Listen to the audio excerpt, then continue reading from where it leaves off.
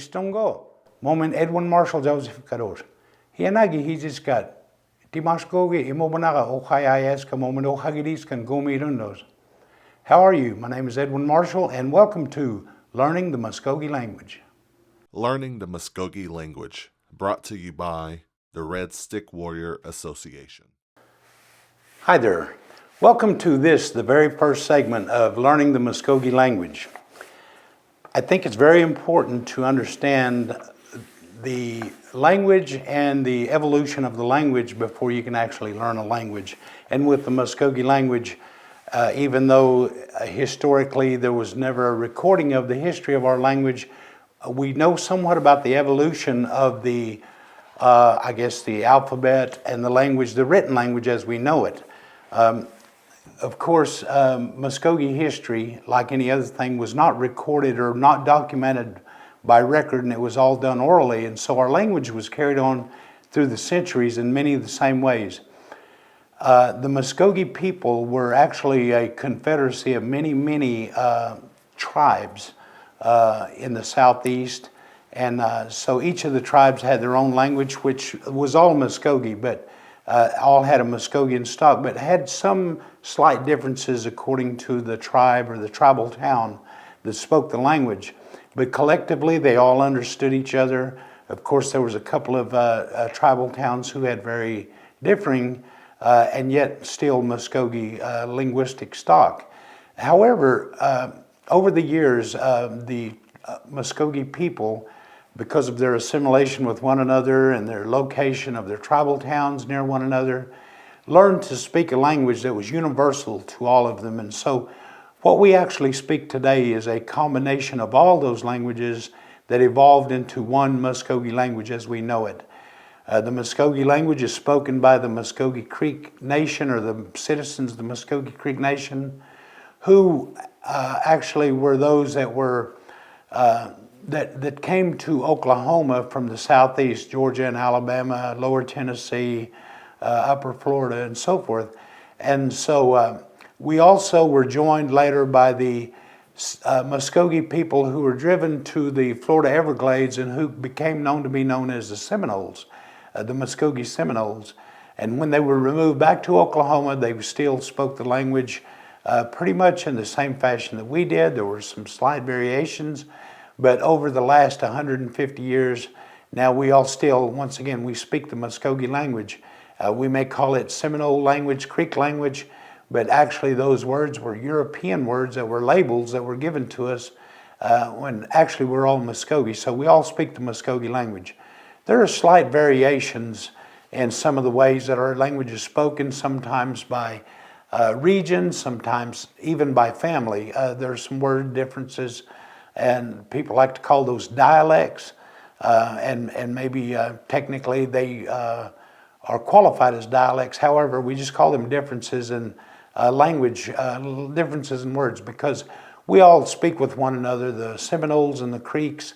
As a matter of fact, those are more political designations because we all attend Christian worship services together at different churches, and when we go to the traditional churches, there are no Seminoles, there are no Creeks, we're all Muskogee.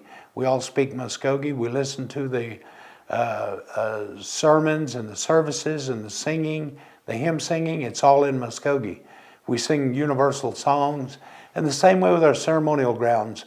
There are approximately 14 ceremonial grounds still active in existence in the Muskogee Creek Nation, and one and maybe two in the Seminole Nation. And when we gather together in those ceremonials, there's no difference in whether we're Seminole or Creek, we're all Muskogee. The traditions and the songs are all the same. We speak with one another in a universal language. So we're going to be, our lessons are going to be based on the Muskogee language. I don't put much emphasis on Creek and Seminole.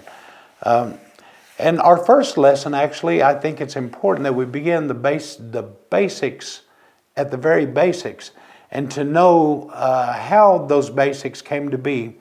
You know, as I said before, we've been speaking this language for centuries. And however, after removal in the mid-1800s, in the 1840s, 1850s, there were missionaries among the Seminole Creek or Muskogee people who devised a written form of our language for their purposes, for writing down hymns and to translate scripture from the Bible, etc., etc. And that language was adopted, and actually it was probably most prolifically done by the Presbyterians and Presbyterian missionaries. And so, and there's even some documentation that the Muskogee Creek Nation, the leaders of the Muskogee Creek Nation actually adopted that form of language in 1853. It was adopted as the official alphabet of the Muskogee Creek Nation, the official written language of the Muskogee Creek Nation, or the Muskogee people. Later, as history events of history would happen, the Seminole people who were originally removed back to Oklahoma were situated among the creek around the Fort Gibson area. They were eventually moved to Seminole County, and a portion of the Muskogee Creek Nation, which was Seminole County, was given to what was known as the Florida Seminoles, which were actually Muskogee Creek people earlier, but they formed their own tribe, the Muskogee Seminoles. They were removed over to Seminole County. And what's unusual is that the Presbyterian missionaries who were so prevalent in the Muskogee Creek Nation, they all removed as well with the Seminoles, and the Methodists and the Baptist missionaries stayed with the Muskogee Creek. That's why today in the Muskogee Creek Nation you see very few Presbyterian churches, traditional, if any. There are no Presbyterian churches, and all Presbyterian churches are over in the Seminole Nation. However, just to make a long story short, that's how our language got its beginning, or written language got its beginning. And I think in order to learn the basics of our language, you first must understand the alphabet. That's where we're going to start today's lesson, is with the Muskogee alphabet. The Muskogee alphabet has fewer characters than the English alphabet, and I always like to think that maybe natives, as native people or as Muskogee people, we don't see the need in being repetitious or redundant.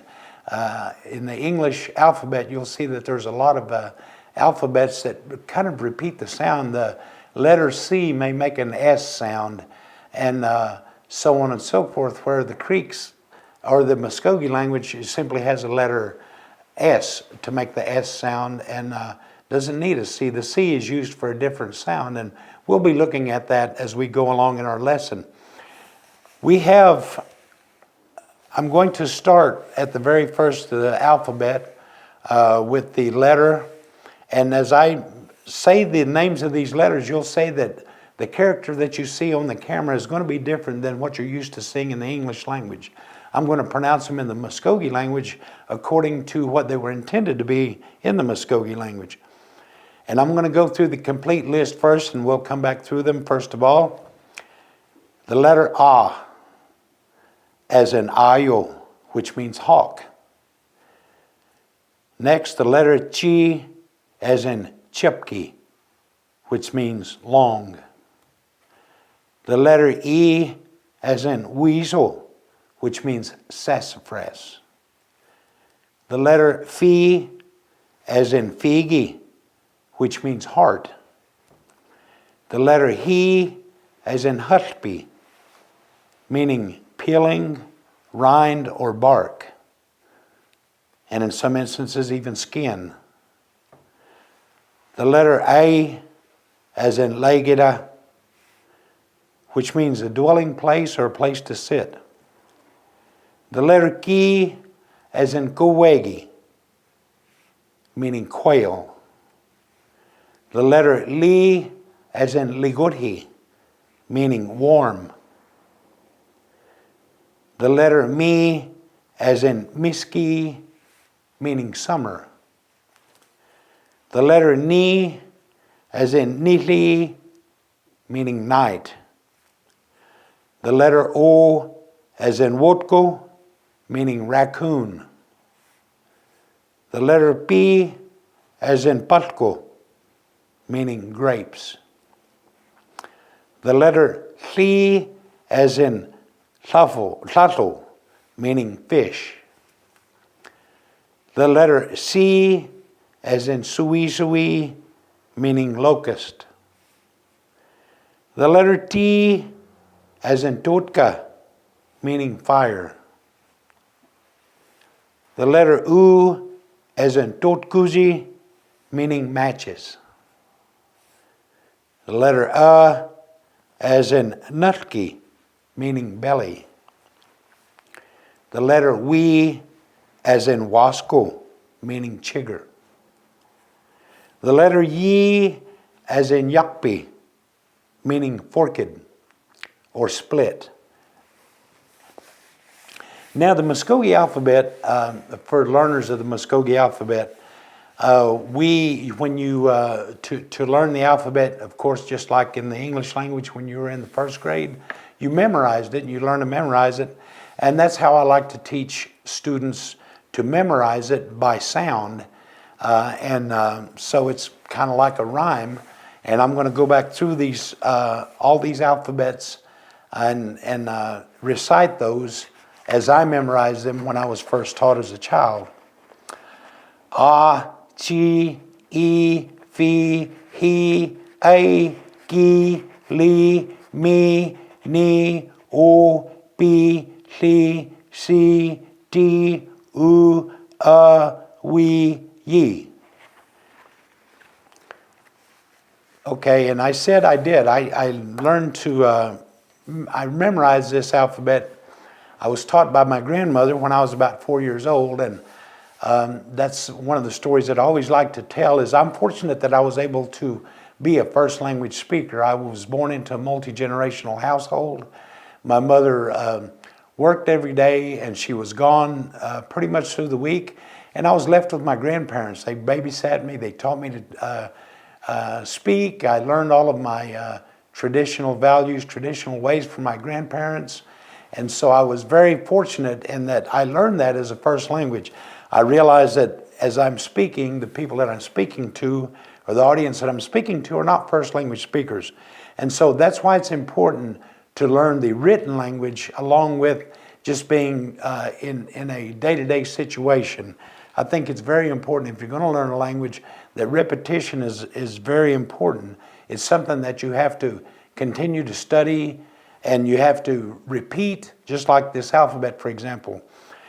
You'll be shown an illustration of the alphabet. The alphabet is available online in many places, and if you can get a copy of that, it'll help you to memorize it. But as I mentioned, my grandmother taught me this alphabet when I was about 4 years old, and it was done simply by repetition. She would say them over and over to me and ask me to recite them. Obviously, I couldn't read them at 4 years old, but I could recite them, and I learned to recite the alphabet, and she would sit there with me patiently and teach me these things. Since I already knew the language, the sounds or inflections came naturally, and so I just, she would continually over and over and over tell me, okay, start over and do it again, till eventually I learned to just sit there and say, A, chi, I, fi, hi, ai, ki, li, mi, ni, o, pi, li, si, ti, u, we, ye. And so that's how I learned. So I was very fortunate in that aspect. She took it further, and she obviously at that point in her life, she and my grandfather were Christians. They were converted Christians. And she read the Bible. She read the Muskogee Bible. She had a copy of the Muskogee Bible. And at that time, that other than handwriting, that was the only documents that you saw that was written in Muskogee was the Bible, and maybe the songbooks, the hymnals. But she would teach me to read out of the Bible and the hymn books. And of course, she would write words down, and I would learn words that way. And so I was very fortunate in that aspect as well. So as she worked with me, she taught me how to read the Muskogee language. It was a language that I already knew how to speak, but she taught me how to read it and eventually how to write it. She would sit down with me with a big chief writing pencil and write down the words and ask me to rewrite them, and I would rewrite them. So essentially, I learned to read and write the Muskogee language before I did the English language. And by the time I was 5 years old, I could write and read the Muskogee language. She would write documents, or she would write on paper, ask me to read them for her. I would read them for her. She would hand me a Bible and ask me to read a scriptural passage. I would do that. And so she taught me how to do that. I was also I had a very diverse background.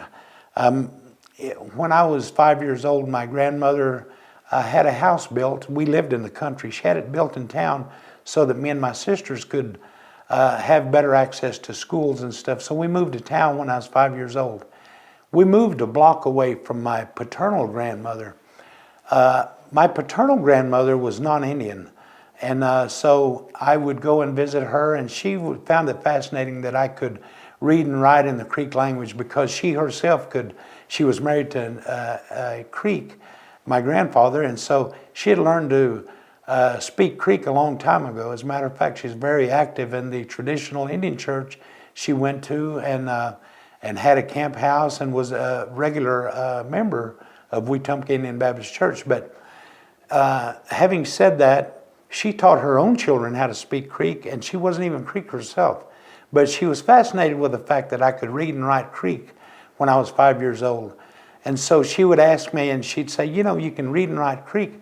You should be able to read and write English as well. So she took newspapers and taught me how to read the English language in newspapers, and so eventually to write it. So by the time I started school at 6 years old, I was reading and writing the Muskogee and the English language, and she was pretty happy and fascinated with that. So I was fortunate in that I had such a diverse background, that I had a full-blood native grandmother and grandfather on one side, and on the other side I had a non-native Caucasian grandmother that taught me how to read and write English as well. So I was fortunate in that aspect. So having said that, I know that the language can be learned through being taught reading and writing. So if you're ever discouraged and say, I'll never learn this, remember that it's been done before and it can be done again, and it can certainly be done by you. As we go through future lessons, we're going to be talking about the different sounds, for example, that the alphabets make. As you know, in the English language, if you'll notice that sometimes the vowels in the English language, such as A, E, I, O, U, they can make different sounds. The A, for example, can make a long a short A, or even a ah sound, such as in law. That's something unique about the English language. In the Creek language, vowels, they all make the same sound all the way through. It's the consonants that have different sounds. But we're going to be going over things like that in our next lesson. Certainly, there's a lot to be learned and a lot to look forward to.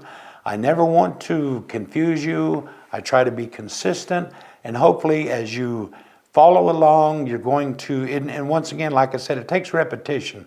So if you are able to secure a copy of this, you may have to watch it over and over 2 or 3 times, get a copy of the alphabet. I have this that I did myself, but these are available online. They're in the language books. They're in the Martin Malden Dictionary. They're in the First Reader. So you'll see copies of these everywhere. Get a copy of that and follow along with that as well. And so, as I said, in future lessons, we're going to be learning more about the actual construction of the Muskogee language. And eventually, we'll start out real simple. We started out with the alphabet today, and then we're going to be talking about the different sounds that the vowels and the consonants in the alphabet make. Eventually, we're going to talk about usage of the vowels and the consonants in different words, and eventually we're going to start talking about concepts such as the sun, the seasons, the days of the week, things like that, and eventually short phrases, and hopefully we will be constructing sentences and understanding what we're reading and writing in the Muskogee language. So this is it for this portion or this segment of learning the Muskogee language. I want to thank you for joining me once again. My name's Edwin Marshall. I'll see you in the next segment.